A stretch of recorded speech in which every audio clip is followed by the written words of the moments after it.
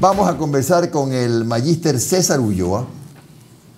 Es PhD, docente coordinador de la Mesa de Convergencia, consultor político. Y hablaremos de la reconfiguración de la ley electoral, que tiene un agregado, un elemento nuevo. ¿Cómo está usted, magíster? Y es que ya en este rato, en la papeleta, ya no va a estar Correa. ¿Cómo está, magíster? ¿Cómo ve primero, para empezar, en términos generales, el tema? Muchísimas gracias, Jimmy. Un cordial saludo a la audiencia que sigue tanto dentro y fuera del país este espacio de entrevistas. Creo que el panorama se clarifica a pesar de la sentencia ejecutoriada. Me explico. La salida de Correa de la papeleta, de Correa a Rafael, porque no se sabe si puede ser Pierina, indudablemente pone en prueba la capacidad de transferencia de voto, la capacidad de endoso que tiene Rafael Correa, en la medida que estamos mirando una época de Correa con correísmo, o dicho en otros términos, la muerte electoral de Correa no es la muerte política de Correa. Y eso hay que aclararlo, ¿no? Porque una cosa es estar inhabilitado para correr en elecciones y otra muy diferente es la capacidad de transferencia que tenga Correa y su organización para que eso se replique, ¿no es cierto?, en votos, en términos de las curules que puedan captar en la Asamblea y una probable participación en una segunda vuelta electoral. Entonces, mi primer criterio es que muerte electoral no es muerte política. Y la segunda, que creo que alrededor del contexto se clarifica indudablemente, a mi modo de ver, yo diría 4 candidaturas, la de Guillermo Lasso alrededor de esta alianza, que es una alianza electoral no programática, porque no se conoce un programa ni un plan de gobierno, la candidatura de la Revolución Ciudadana, que va de la mano con Centro Democrático. Diría que hay una tercera candidatura, que es la candidatura del movimiento indígena, la de Pachacutic, y yo diría que entre los varios, entre los otros, está la candidatura que tiene más notoriedad en el sentido de la exposición pública que ha logrado durante estos últimos años, que es la candidatura de César Montufa. Yo creo que alrededor de estas 4 candidaturas se va a generar un proceso proselitista bastante atípico, en una mixtura de promoción electoral a través de las redes y con las limitaciones presenciales que el desconfinamiento irá, ¿no es cierto?, evidenciando en estos días. Creo que estas son mis primeras impresiones, Jimmy. Ya, a ver, es importante consultarle a usted si cree que esa capacidad de endoso que hay que ver si efectivamente Correa la tiene, como usted lo dice, ¿la tiene también Nebot respecto de Lasso? ¿Cómo ve usted este escenario? Creo que hay que diferenciar por una simple razón, Jimmy. Jaime Nebot ha sido un líder que con altísimos niveles de aceptación y popularidad se ha hiperlocalizado en la ciudad de Guayaquil. El liderazgo de Correa es un liderazgo nacional. Entonces, yo creo que la capacidad de endoso indudablemente está distribuida geográficamente y por lo tanto podría aportar, esto no es una ley, podría aportar algún segmento de la población de la provincia de Guayas, de la ciudad de Guayaquil, tal vez algunas alcaldías de la región de la costa, pero la gran diferencia del aporte del social cristianismo a la candidatura de la Revolución Ciudadana y el Centro Democrático es que la Revolución Ciudadana tuvo la capacidad de tener una cobertura no local, sino una cobertura nacional distribuida electoralmente tanto en Sierra, Costa y Oriente, ¿no? ¿Qué cree usted que pasó, magíster, porque no fue posible que se generen otras alianzas? Apenas 3 alianzas, cuando no sé si el país estaba en el mejor momento como para barajar tantos nombres de candidatos a la presidencia de la República. ¿Qué puede haber pasado? Primó tal vez lo de siempre, ¿no? Un poco el celo, un poquito el egoísmo, un poco la prioridad de buscar asambleístas, porque bien o mal, por más, perdóneme el inglés, por más turro que sea el candidato presidencial, siempre va jalando sus asambleístas, ¿no es verdad? Más aún ahora que hay que votar en plancha. Parece mentira, pero es muy importante que un partido tenga candidato. No sé si coincidimos, deme su criterio, por favor. Bueno, a mi modo de ver hay tres factores importantes. La primera, que yo sin empacho llamaría esta fiesta de los chimbadores, es decir, gente sin ninguna posibilidad de nada, que, ¿no es cierto?, entra al jolgorio, a la farra, a la verbena, con un afán de protagonismo y hace la, ¿no es cierto?, la pirotecnia y los flashes, ¿no es cierto?, flash por acá, flash por acá, flash por allá. Lo otro que es importante es en términos de la composición del sistema electoral ecuatoriano. ¿Por qué razón? Porque en las provincias se pueden hacer múltiples alianzas y en las provincias para buscar las candidaturas y captar curules en la asamblea se junta el agua y el aceite. Entonces estas múltiples candidaturas buscan estos nichos o estas curules provinciales que van a tener una representación en la asamblea. Este es un tema del sistema electoral. No nos olvidemos, Jimmy, y amigos y amigas que nos miran, que el Ecuador tiene 283 organizaciones políticas. Esto es demencial. Esto es un caso digno de Lorenzo Ponce, 283 organizaciones. Eso es una locura, Jimmy. Hay provincias que eligen 4 asambleístas con 15 partidos políticos. Cierto. No tiene sentido, no tiene sentido. Y la tercera es que algunos creen que candidatizándose esta vez se foguean, pero yo no sé para qué se foguean de nada. Porque para algunos va a ser debut y despedida. Claro. Creo que foguearse significa hacer una carrera donde se comienza de concejal, luego se sigue al alcalde, a prefecto, a ministro, etc. Entonces yo creo que estos tres factores son los que a mi modo de ver explica esta dispersión de candidaturas que nos conduce a hacer el ridículo. Claro, porque no nos conduce a nada más. Doctor Ulloa, buenos días. Le saluda Omar Jaén. ¿Cómo ha estado? Oiga, doctor. Omar, qué gusto. Mire, usted acaba de mencionar, y le soy totalmente sincero, el nombre del candidato César Montúfar, como parte de este pelotón que está en el fogueo ahí como para ver si es que se puede llegar a segunda vuelta. Yo creo que él no se va a terminar inscribiendo su candidatura. Yo creo que él de aquí hasta el 18 de septiembre la va a declinar a favor de Lasso. ¿No concuerda conmigo?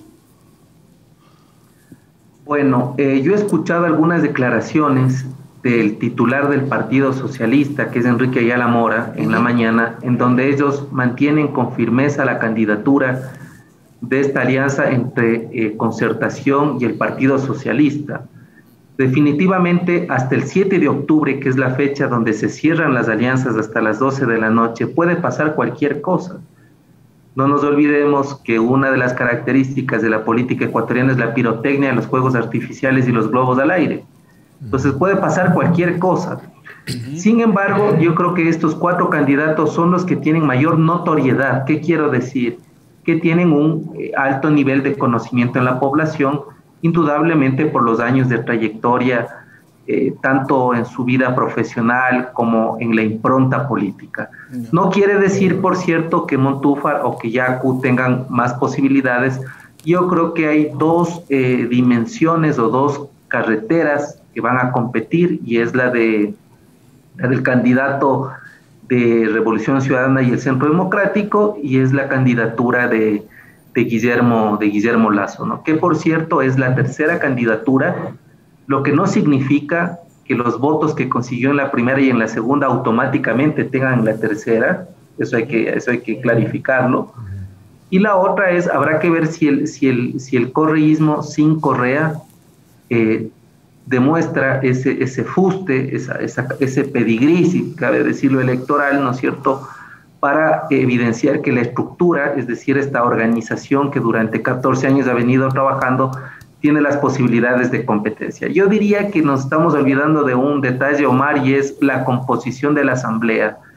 Creo que más allá de quién gane la presidencia de la República, creo que la composición de la asamblea va a ser sumamente importante, porque la asamblea le da el visto bueno para la gobernabilidad en términos de la aprobación de proyectos de ley, decretos de emergencia, reformas a las leyes orgánicas y ordinarias, aprobación del presupuesto del Estado. Es decir, la asamblea es un contrapeso, y un contrapeso que puede estar siendo variopinto, es decir, de varias organizaciones políticas, que genera 2 escenarios. La una, que quien llegue al poder tenga que hacer altas operaciones de cirugía, negociaciones con una asamblea tan dispersa, y la otra es que si son estas dos fuerzas que menciono las más potentes, van a entrar, ¿no es cierto?, en una suerte de oposición frontal o de contraposición. Doctor, mire, no sé si tuvo la posibilidad de escuchar la entrevista que acabamos de tener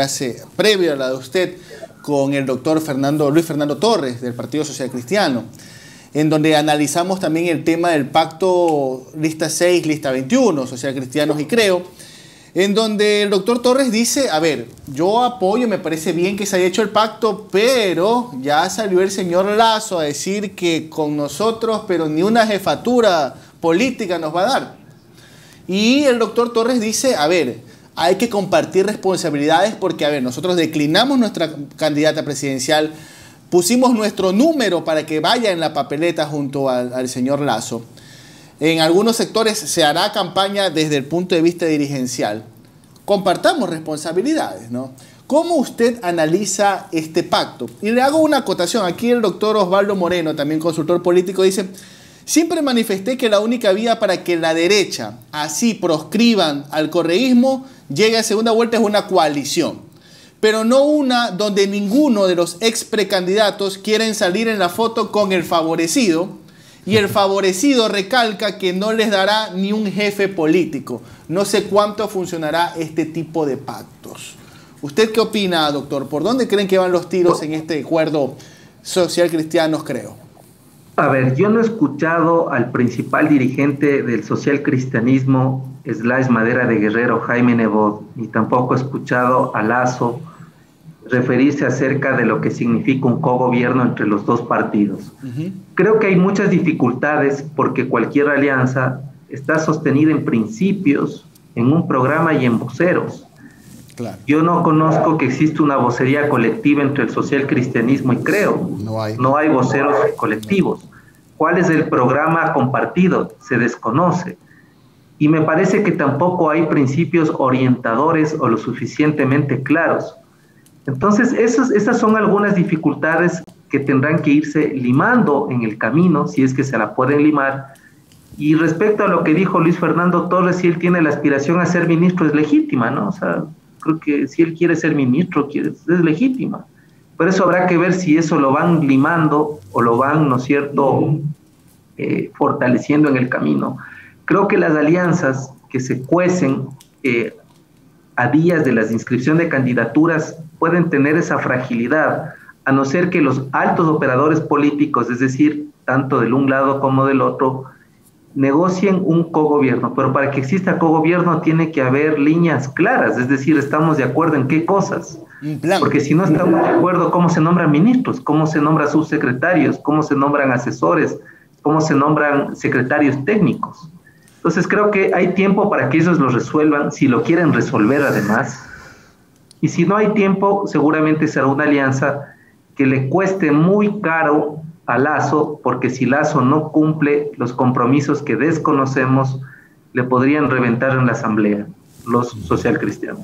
Ahora, entonces yo creo que ahí medio complejo, ¿no? Ahora, ya que hablamos de la asamblea, Magíster, y usted decía hace un momento que hay un escenario diferente en la asamblea, porque con el método Webster ya no vamos a ver pues bloques, megabloques, puesto que las minorías, de acuerdo a lo que dicen consultores como usted, van a tener presencia, ¿no? Ya es difícil ver que en una provincia donde se eligen 10, 8 sean de un mismo partido. Ya va a ser complicado.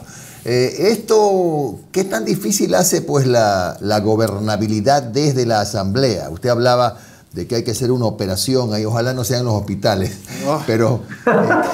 ninguno de los que se ha repartido, sí, tampoco. Bueno. Pero eso me parece a mí que va a ser muy sensible para el próximo gobierno, ¿verdad? O sea, ojalá no sean los hospitales que faltan por repartir, le faltó decir. Bueno, yo creo que el método Webster, que es distinto al de D'Hondt, tampoco hace que exista un principio de proporcionalidad muy definido. Creo que siempre las fuerzas políticas con mayor posibilidad tendrán esa capacidad de captar el mayor número de curules. Lo que preocupa es que ningún partido político, y aquí hablo de todos, no nos han presentado una agenda para el legislativo. ¿Qué significa esto? ¿Qué va a pasar con los proyectos que están detenidos en la comisión ad hoc de enmiendas o en la comisión ocasional de la Asamblea y quedan represados? ¿Cuál es el proyecto, ¿no es cierto?, de reformas de algunas leyes importantísimas? ¿Qué pasa con el seguro social que está quebrado, por decir otras cosas? ¿Qué pasa con la ley de extinción de dominio? Es decir, una de las cosas que hay que exigir a los partidos es cuál es su agenda para la legislatura, porque nosotros estamos entregando un voto en un tiempo en el cual nos casamos, nos guste o nos disguste, con legisladores y con un ejecutivo por 4 años. Entonces, en 4 años, ¿qué va a pasar? ¿Cuáles son las prioridades en la Asamblea? Eso yo no he escuchado y me parece que esa es una deuda que tienen los precandidatos antes de que inscriban, de decirnos cuál es su proyecto para legislar y fiscalizar qué cosas. Entonces eso es muy importante y ese es el test que hay que hacerles a todos estos candidatos, porque hay muchos que quieren llegar a la Asamblea y no saben, ¿no es cierto?, ni cómo aplastar el botón en las votaciones. Y eso es gravísimo. Bueno, ese es el test que hay que hacerle, a ver si sale positivos o negativos para la Asamblea. Ni sopado. Gracias, Magíster César Ulloa. Muchísimas gracias. Valioso minuto de su tiempo. Que tenga usted un buen día. Gracias, doctor. Gracias.